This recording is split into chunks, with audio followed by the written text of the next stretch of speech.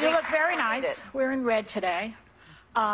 So you're working for the Donald. Well, this is my first time back in 13 years. Oh, wow. I was here on the first season of The Apprentice. Welcome. Good to be back.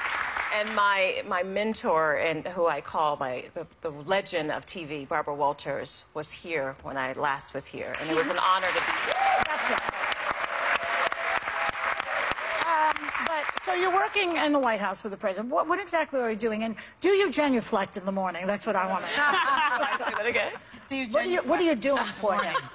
So I am Director of Communications for the Office of Public Liaison, and really we are the face, the coordination between the different groups that want to have a voice and to inform the policy that's happening with this administration. And so I'm honored to serve all of the different groups who want to engage with this administration. In fact, right now I'm planning our Black History Month program, and it's going to be extravagant. Wow.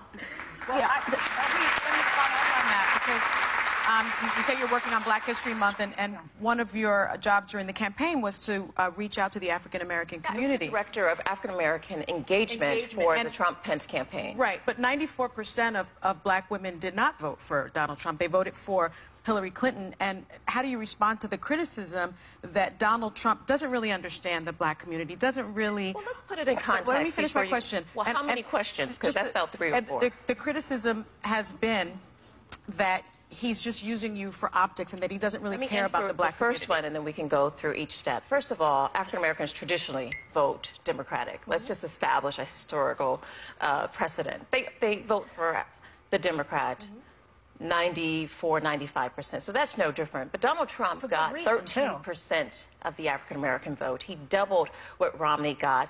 And he is very, very excited about engaging with the African-American community. Now, your second and third question I really didn't hear, so if you want to go through those again. The criticism has been in the African-American community that Donald Trump doesn't really care about the community, and in fact, he's just using you as optics. First of all, no one uses me.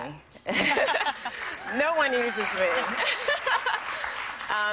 First and foremost, let me just tell you a little bit about myself, and then you can understand how I got where I am.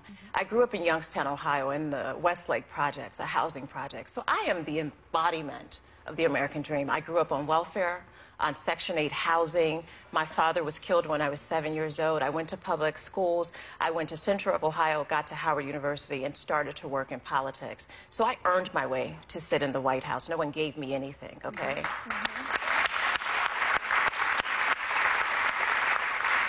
And I think that when you start talking about the African-American community, you know, the last administration decided not to aggressively do African-American outreach. They felt that if they helped all Americans, then the Black community would be helped. And that, you know, that really isn't the approach that we're taking.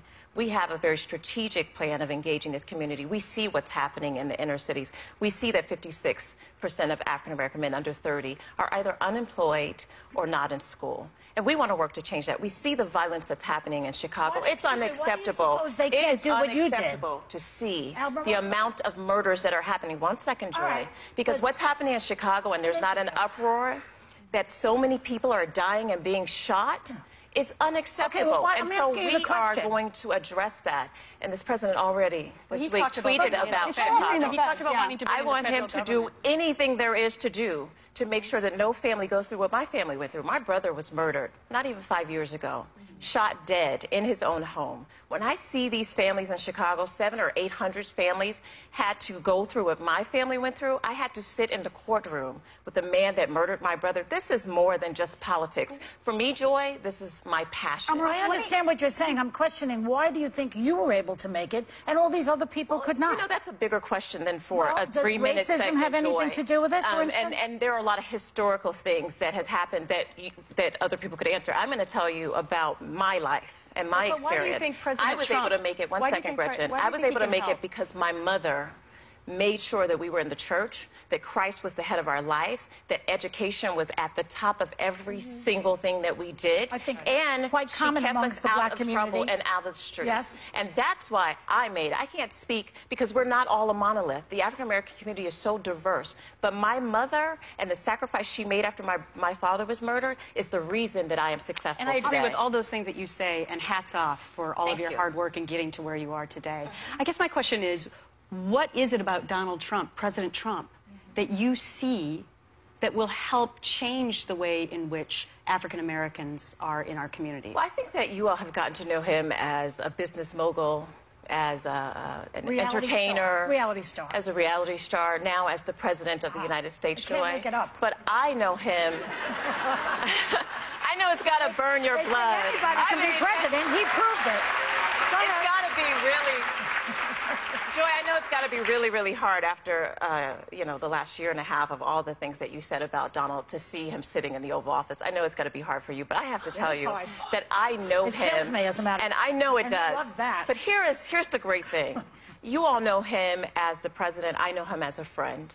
I know his heart. I know the things that he's seen has never been reported on and probably folks won't ever talk about. Listen to what he says? I'm talking about my experience, Joy. Yeah. You can listen to what you want. You have decided to continue to hit him and hit him and hit him and not even give him a chance in his first week. I'm waiting for him to apologize. I want to ask you, though. You want who? I'm waiting for him to apologize for all the things he said about you.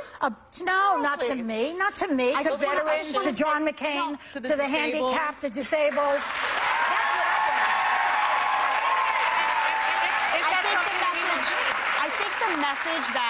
The message that he has about, personally, about school choice, about opportunity, about jobs, I think that message did get to a lot of people, and that's why a lot of African Americans, a lot of people who were in poverty, people of all genders and races came out. My issue is that African Americans did not come out for Donald Trump. They came out more than they had for Republicans in the past, and that means something. And you have to give some credit to that, Sonny. But I also have to move from campaign now. He's the president. We're no longer campaigning, so those same lines don't work. How do you bring